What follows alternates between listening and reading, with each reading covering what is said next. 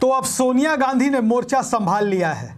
जी हां, विपक्षी एकता की दूसरी बैठक जो कर्नाटक की राजधानी बेंगलुरु में होने वाली है, अब सोनिया गांधी उस बैठक में शिरकत करने वाली हैं।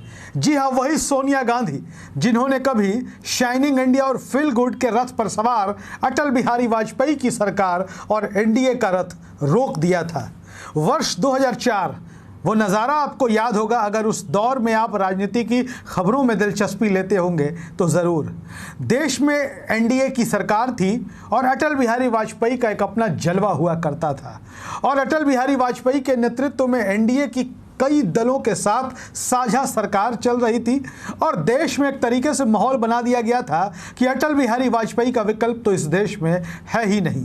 सोनिया गांधी सामने थी। सोनिया गांधी कई मोर्चों पर जूझ रही थी। सोनिया गांधी की पार्टी कांग्रेस में कई तरह के विवाद थे, विदेशी मूल का मुद्दा था। वही शरद पवार जो इन दिनों अपने राजनीतिक जीवन के सबसे मुश्किल दौर में है, उन्होंने सोनिया गांधी के नेतृत्व को मानने से अस्वीकार कर दिया था, बगावत कर दी थी कांग्रेस में।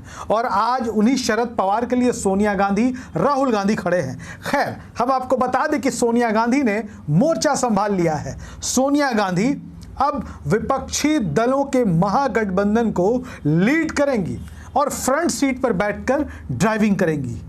सोनिया गांधी पिछले कई अरसे से अस्वस्थ चल रही थी और राजनीति के इन जो घटनाक्रम थे इन सबसे दूर थी। हालांकि सोनिया गांधी अब भी कांग्रेस संसदीय दल की नेता है, रायबरेली की सांसद है, संसद में भी नजर आती हैं सोनिया गांधी। लेकिन जो देश में जो सियासी उठापटक और सियासी जो का दौर चल रहा था, सियासत में बदलाव का, सोनिया गांधी वहां नजर नहीं आ रही थी। लेकिन अब जो 17 और 18 जुलाई, जी हां, 17 और 18 जुलाई को कर्नाटक की राजधानी बेंगलुरु में जो विपक्षी दलों की बैठक होने जा रही है, सोनिया गांधी उसमें शामिल होंगी। और सोनिया गांधी के विपक्षी दलों की बैठक में शामिल होने की खबरों से ही जो बाकी के दूसरे कांग्रेस के सहयोगी दल हैं उनमें उत्साह और खुशी का माहौल है। सोनिया गांधी की अपनी चमक है, सोनिया गांधी का अपना आवरण है और सोनिया गांधी की राजनीति में अपनी अलग धमक है। सोनिया गांधी इस देश की राजनीति में, देश की राजनीति का जब भी इतिहास लिखा जाएगा, सोनिया गांधी का जिक्र उस महिला के तौर पर किया जाएगा जो चाहती तो खुद प्रधानमंत्री बन सकती थी, अपने बेटे राहुल गांधी को प्रधानमंत्री बना सकती थी, लेकिन उन्होंने डॉक्टर मनमोहन सिंह जैसे विद्वान सुयोग्य व्यक्ति के लिए प्रधानमंत्री का पद अंतरात्मा की आवाज पर ठुकरा दिया।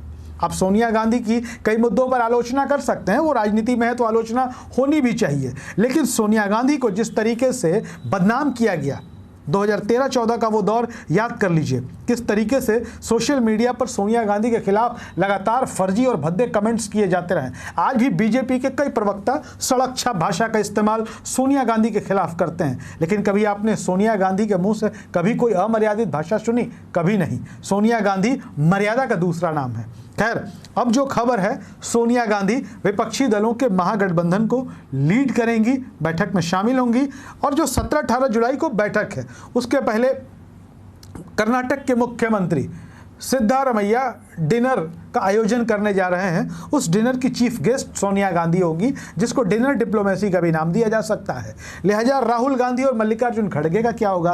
कांग्रेस के राष्ट्रीय अध्यक्ष मल्लिकार्जुन खड़गे, जब पटना में मीटिंग हुई विपक्षी दलों की तो मल्लिकार्जुन खड़गे, राहुल गांधी इस बैठक में नजर आए।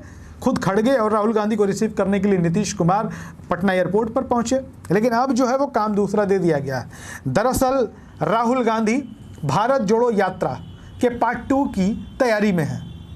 सूत्रों का कहना है, मीडिया की रिपोर्ट से, कांग्रेस जल्द ही पूर्वोत्तर से पूर्वांचल, मतलब हम कह सकते हैं कि आसाम के इलाकों से जो नॉर्थ ईस्ट इंडिया है, उत्तर प्रदेश तक का के लिए भारत जोड़ो यात्रा राहुल गांधी की होगी। और मल्लिकार्जुन खड़गे चूंकि कांग्रेस के राष्ट्रीय अध्यक्ष हैं, उनके जिम्मे कांग्रेस के संगठन को दुरुस्त करना, कांग्रेस जिन राज्यों में मजबूत है वहां कांग्रेस को और मजबूत करने का काम करना और जहां कांग्रेस विपक्ष में है वहां कांग्रेस को लड़ाई के लिए तैयार करना। मल्लिकार्जुन खड़गे पूरी तरीके से कांग्रेस पार्टी के लिए काम करेंगे, जबकि सोनिया गांधी विपक्षी एकता महागठबंधन के लिए काम करेंगी। महागठबंधन का निर्माण सोनिया गांधी पहले भी यूपीए बना चुकी है, यूपीए 1 और 2 ने इस देश पर शासन किया है। बीजेपी को 2 बार सोनिया गांधी के नेतृत्व में यूपीए गठबंधन हरा चुका है।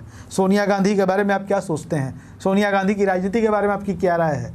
सोनिया गांधी के व्यक्तित्व को आप कैसे देखते हैं? कमेंट बॉक्स में ज़रूर लिखिएगा। धन्यवाद।